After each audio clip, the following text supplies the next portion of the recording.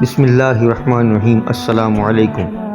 مہروز رائے، جو کہ آج کل امریکہ کی کسی نجی فلائنگ کمپنی میں بطور ایئر ہوسٹس کام کر رہی ہے، وہ بتاتی ہیں کہ میں نے اپنی ملازمت کا سفر پاکستان کی پرائیویٹ فلائنگ کمپنی شاہین ایئر سے شروع کیا تھا۔ اس کے بعد میں چند ایک اور کمپنیوں میں بھی گئی۔ بعد ازاں میں نے وقتی طور پر ملازمت کو چھوڑ دیا اور امریکہ سیٹ ہو گئی۔ امریکہ میں مجھے ایک پرائیویٹ کمپنی کی طرف سے بہتر آفر آئی تو میں نے قبول کر لی اور اس کے بعد ہمیشہ کے لیے اسی کمپنی کے ساتھ اٹیچ ہو گئی۔ میں جادو سے متعلق آپ کو ایک واقعہ سنانا چاہتی ہوں جو میرا آنکھوں دیکھا حال ہے، جس میں تھوڑی بہت میں بھی ملوث ہوں۔ یہ جادو میری نند، جس کا نام سفیرہ ہے، اس نے اپنی نند، جس کا نام ماروی ہے، اس پر کروایا تھا۔ جادو کے ٹھیک ایک ماہ بعد ماروی ایک مرض میں مبتلا ہو گئی، اور وہ کوئی ایسا مرض تھا جس کا علاج ڈھونڈتے ڈھونڈتے بہت ٹائم گزر گیا، مگر اس مرض کا علاج نہ ملا، یہاں تک کہ ماروی کی موت ہو گئی۔ مجھے یہ نہیں پتا کہ ماروی اور سفیرہ میں کیا چپکلش تھی۔ مجھے سفیرہ نے کہا تھا کہ تمہیں ایک پیکٹ مسقط انٹرنیشنل ایئرپورٹ پر لا کر دیا جائے گا، تمہارے پاس وہ پیکٹ میری امانت ہوگا، تم نے وہ پیکٹ لا کر مجھے دے دینا ہے۔ میں نے اس سے پوچھا کہ اس پیکٹ میں کیا ہوگا، تو اس نے بتانے سے انکار کر دیا۔ کچھ سوچ کر میں نے رسک لینے سے انکار کرتے ہوئے کہہ دیا کہ میں یوں پیکٹ ریسیو نہیں کر سکتی، کیونکہ اگر اس میں کچھ ایسا ویسا ہوا تو میرے لیے مشکل ہو جائے گا۔ میری اس بات نے بالکل ٹھیک اثر کیا اور اس کو سمجھ آ گئی کہ اگر اب میں حقیقت نہیں بتاؤں گی تو شاید میرا کام نہیں ہوگا۔ اس لیے اس نے مجھے بتایا کہ اس میں ماروی کے سر کے چند بال ہوں گے۔ میں ان بالوں کے ذریعے ماروی پر جادو کروانا چاہتی ہوں، تم بس وہ پیکٹ لیتی آنا مسقط سے۔ مجھے جس شخص میں وہ پیکٹ لینا تھا وہ سفیرہ کا سگا بھائی یعنی میرا دیور تھا، جس کے لیے ماروی کے بال حاصل کرنا کوئی خاص مشکل نہیں تھا، کیونکہ وہ مسقط میں انہی کے گھر میں رہ رہا تھا اور کسی ٹیلی کام کمپنی میں ملازمت کر رہا تھا۔ مسقط ایئرپورٹ پر اترتے ہی میں نے عملے کو آگاہ کیا کہ میرا ایک مہمان مجھ سے ملنے آنا چاہتا ہے، اس کو ملنے دیا جائے۔ مجھے مہمان سے ملنے کی اجازت مل گئی اور یوں میرا دیور ماروی کے بال لے کر میرے پاس پہنچ گیا اور اس نے وہ پیکٹ مجھے پکڑا دیا۔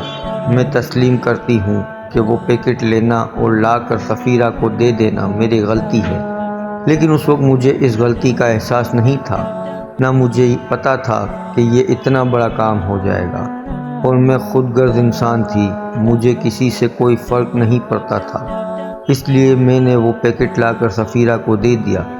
سفیرہ نے اس پیکٹ سے بال نکالے اور کسی عامل کے پاس لے گئی۔ بقول سفیرہ کے ان بالوں پر عامل نے 40 روز تک عمل کرنا تھا۔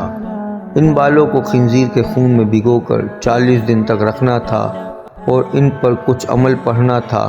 ٹھیک 41ویں دن عمل پورا ہو جانا تھا اور بقول سفیرہ کے عامل کا وعدہ تھا کہ 1 مہینے کے اندر اندر آپ کو نتائج نظر آنا شروع ہو جانے تھے۔ میں بھی تھوڑی متجسس تھی، میں بھی دیکھنا چاہتی تھی کہ کیسے اتنی جلدی سب کچھ ملیا میٹ ہو سکتا ہے، اور پھر میں نے یہ سب کچھ اپنی آنکھوں سے ہوتے دیکھا۔ میں چاہ کر بھی یہ نہ بتا سکی کہ اس ظلم میں کہیں نہ کہیں میں بھی حصے دار ہوں، اور نہ بتانے کی وجہ میرے اندر کا خوف تھا۔ میں نہیں چاہتی تھی کہ اب میں بھی لوگوں کی نظروں میں گر جاؤں۔ عمل کے ٹھیک 1 مہینے بعد ماروی بیمار ہو گئی اور وہ 6 ماہ میں امید سے تھی، اور وہ تکلیف اسے الگ سے شروع ہو گئی۔ اس کی بیماری عجیب و غریب تھی۔ بظاہر وہ ہوش و حواس میں ہوتی، مگر جلتی ہوئی آگ میں ہاتھ ڈال دیتی۔ وہ بالکل ٹھیک ٹھاک بول چال رہی ہوتی، گپ شپ کر رہی ہوتی، اور پھر اچانک خود کو نقصان پہنچانے لگتی، یہاں تک کہ ایک بار اس نے چھت سے کود کر مرنے کی کوشش بھی کی۔ اسے اکثر گھر میں وہ چہرے نظر آنے لگتے تھے جو برسوں پہلے فوت ہو چکے تھے۔ اسے یوں لگتا تھا جیسے وہ چہرے اس کو نقصان پہنچانا چاہ رہے ہیں۔ وہ اس حد تک ڈر گئی تھی کہ اس کے شوہر کو اسے باندھ کر رکھنا پڑا تھا۔ ماروی کی حالت کو دیکھتے ہوئے اس کے شوہر نے اپنی ملازمت چھوڑ دی اور ماروی کو لے کر واپس پاکستان منتقل ہو گیا۔ لاکھ کوششوں کے بعد بھی جب اس کا کوئی مناسب علاج پاکستان میں نہ ملا تو ماروی کو لے کر اس کا شوہر کینیڈا چلا گیا۔ اس دوران سب سے بڑی اور حیرانناک بات یہ تھی کہ ماروی جو 6 مہینے کی امید سے تھی، جب کینیڈا جا کر اس کا چیک اپ کروایا گیا تو ڈاکٹر نے یہ بات ماننے سے انکار کر دیا تھا کہ یہ کبھی امید سے بھی ہوئی تھی۔ ڈاکٹر کو پرانی رپورٹ دکھائی گئی جو اس بات کی تصدیق کرتی تھی کہ یہ امید سے تھی، لیکن ڈاکٹر کی موجودہ تمام ٹیسٹ رپورٹس اس بات کی منفی کرتی تھی کہ وہ کبھی امید سے بھی ہوئی تھی۔ اس دوران اس کی طبیعت اتنی بگڑ گئی کہ وہ بالکل بستر سے لگ گئی۔ یہ سب کچھ انن فانن ہوا۔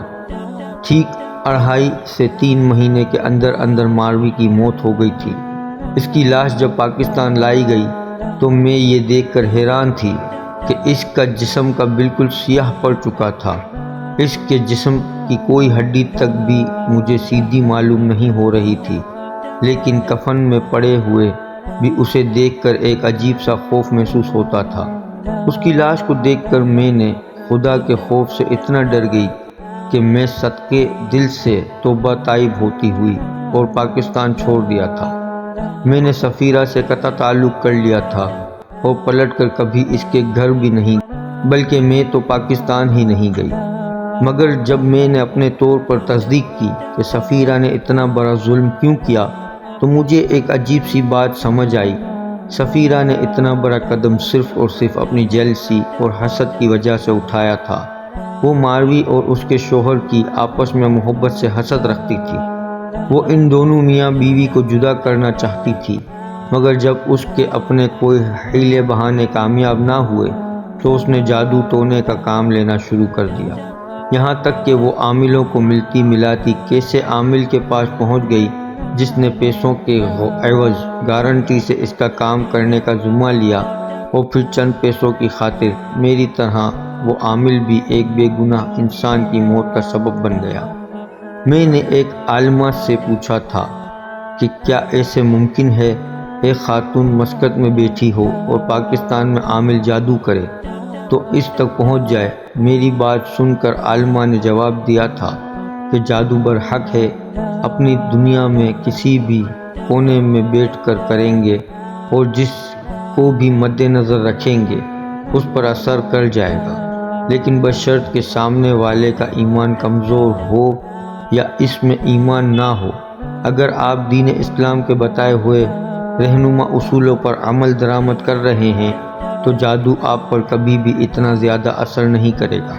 مضبوط ایمان والے لوگوں پر جادو بس اتنا ہی اثر کرتا ہے جتنا صحرا میں پانی کی ایک بوند ڈالی جائے تو اثر کرتی ہے۔ ساتھ ہی اس عالمہ نے مجھے یہ نصیحت بھی کی تھی کہ تم اپنے بال سنبھال کر رکھنا، یہاں تک کوشش کرنا کہ تمہارے ٹوٹے ہوئے بال بھی کسی ایسے گندی ذہنیت والے انسان کے ہاتھ نہ لگ جائیں۔ اگر ہو سکے تو پردہ کرنا۔ انہوں نے مجھے چند اور نصیحتیں کی، میں نے ان نصیحتوں کو پلے باندھ لیا اور آج تک ان نصیحتوں پر عمل کر رہی ہوں۔ میں آپ کو بھی یہ نصیحت کرتی ہوں کہ اپنے سر کے ٹوٹے ہوئے بال یا ایسی چیزیں، یہاں تک کہ آپ کے کدے پرانے کپڑے بھی آپ پر جادو ٹونے کا سبب بن سکتے ہیں۔ اس لیے جتنا ہو سکے خود کی ان چیزوں کو سنبھال کر رکھیں اور کسی ایسے شیطانی ذہن والے انسان کے ہاتھ نہ آنے دیں۔ ویڈیو پسند آئی ہو تو لائک اور شیئر ضرور کیجیے گا، اور اگر ہمارے چینل پر نئے ہیں تو سبسکرائب کر کے بیل نوٹیفیکیشن آن کر دیں تاکہ آنے والی ہر نئی ویڈیو آپ تک سب سے پہلے پہنچتی رہے۔ شکریہ۔